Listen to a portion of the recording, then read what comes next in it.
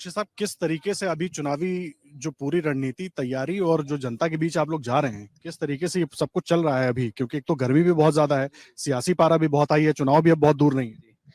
जी, हमारे जो हम लोग मुद्दों को लेके जनता के बीच में जा चुके हैं और हमारे मुद्दे हैं सबसे बड़ा एक तो अपराध, दूसरा करप्शन, तीसरा बेरोजगारी और चौथा महंगाई, जिनकी वजह से आज एक आम जन का जो है वो जीवन जो है वो अस्त-व्यस्त है। चाहे वो व्यापारी हो, चाहे वो किसान हो, चाहे वो कर्मचारी हो, हर वर्ग जो है वो इस समय अपने आप को असहज, असुरक्षित और मतलब असंतुष्ट महसूस कर रहा है। तो हमारे मुद्दे तो यही हैं सबसे पहले। और दूसरा हमारा मुद्दा ये है कि 10 साल के अंदर जो हमारे प्रत्याशी रहे, माननीय श्री दीपेंद्र सिंह हुड्डा जी, उनके जो विकास कार्यों की तुलना है वो जो हम लोग अभी वर्तमान जो है प्रत्याशी भाजपा, उनके साथ कर रहे हैं कि उन्होंने पिछले 10 सालों के अंदर यहाँ क्या काम किया, 5 सालों के अंदर उन्होंने क्या किया और हमारे सांसद महोदय ने यहाँ क्या किया। ये हमारे मुद्दे हैं और बिल्कुल जेन्युइन है।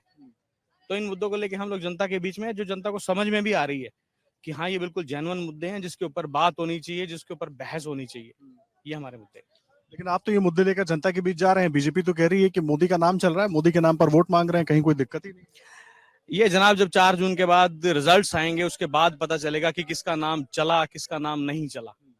अपनी तरफ से इन लोगों ने जिस प्रकार से 400 पार का नारा दिया, एक हरियाणा के अंदर चुनाव हुए थे हमारे विधानसभा के चुनाव, इन्होंने 75 पार का नारा दिया था और इनकी जो सरकार है वो 40 पे आकर रुक गई थी।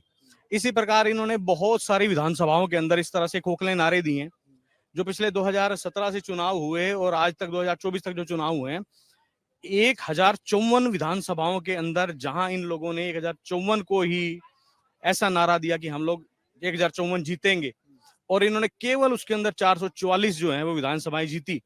तो मैं इन नारों को खोखला मानता हूँ, कोई लंबी चौड़ी बात नहीं है। ये 4 जून के बाद पता चलेगा कि ये लोग कहाँ स्टैंड कर रहे हैं।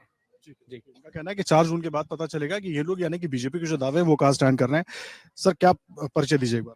अशोक खुराना, भारतीय जनता पार्टी लोकसभा मीडिया प्रभारी। कल मोदी जी हरियाणा में थे, गोहाना में थे, एक बार मेरा सवाल सुन लीजिए। उन्होंने सबको राम राम कहा था, तो सबको राम राम मोदी जी की तरफ से। जय श्री राम। चलिए, देखिए, उन्होंने तमाम आरोप लगाए, आरोपों पर तो मैं बाद में आऊंगा, लेकिन पहले 5 साल में यहाँ पर जो सांसद हैं आपके डॉक्टर अरविंद शर्मा, क्या कुछ उनके तरफ से काम यहाँ पर हुए विकास के लिए, रोहतक के विकास के लिए? क्योंकि हम अभी रोहतक में घूम रहे हैं, दिन भर हर जगह हम ट्रैफिक जाम में फंसे, सड़कें खुद ही पड़ी हैं सीवर लाइनों को लेकर।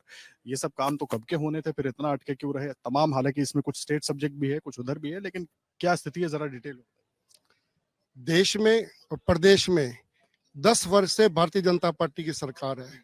ये पहली सरकार है जो अपनी उपलब्धियों के आधार पर लोगों से जनादेश मांग रही है। जो 10 वर्षों में काम हुए हैं देश में, जो अभूतपूर्व विकास के काम हुए हैं, जो अकल्पनीय काम हुए हैं, उन काम को लेकर, मोदी जी का नाम लेकर, उनका पैगाम लेकर हम जनता के बीच जा रहे हैं और जनता का बहुत अच्छा रिस्पॉन्स मिलता है। जब हम उनको कहते हैं राम राम, वो आगे से कहते हैं जय श्री राम। हर घर घर मोदी, हर हर मोदी, ये नारा पूरे क्षेत्र में चल रहा है और विकास के बहुत काम हुए हैं। रोहतक में भी बहुत काम हुए हैं और 40 वर्ष तक कांग्रेस के लोग, पहले पिताजी वो 4 बार सांसद रहे, उनके पिताजी 2 बार सांसद रहे, पुत्र रहे 3 बार सांसद, 40 वर्ष तक सांसद रहे और 10 साल तक सीएम भी रहे। उसके बाद भी जो उन्होंने काम किए, हमने जो काम करके 10 वर्ष में दिखाए हैं, रोहतक में इनसे ज्यादा काम किए। गिनवाइए काम।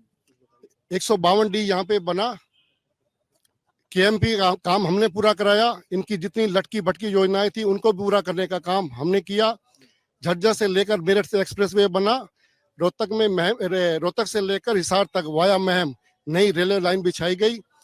एनसीआई का काम भी हमने पूरा कराया और हरियाणा में ऑर्बिट के रेल का कॉरिडोर बन रहा है, इकोनॉमिक रेल कॉरिडोर बन रहा है, वो भी हरियाणा से रोहतक से छूता हो जाएगा। केएमपी के साथ साथ बन रहा है। इतने बड़े बड़े काम हमने किए हैं रोहतक में। आश्वस्त है कि रोहतक की जनता एक बार फिर चुनेगी बीजेपी की? पिछली बार की तरह रोहतक पहले से ज्यादा वोटों से भारतीय जनता पार्टी के उम्मीदवार जीत कराएंगे। हम सबको, रोहतक वासियों को ये उम्मीद है। अगर आप ये वीडियो YouTube पर देख रहे हैं तो हमारे चैनल को सब्सक्राइब करें और बेल आइकन को दबाना ना भूलें। अगर आप Facebook पर ये वीडियो देख रहे हैं तो हमारे पेज को लाइक करें।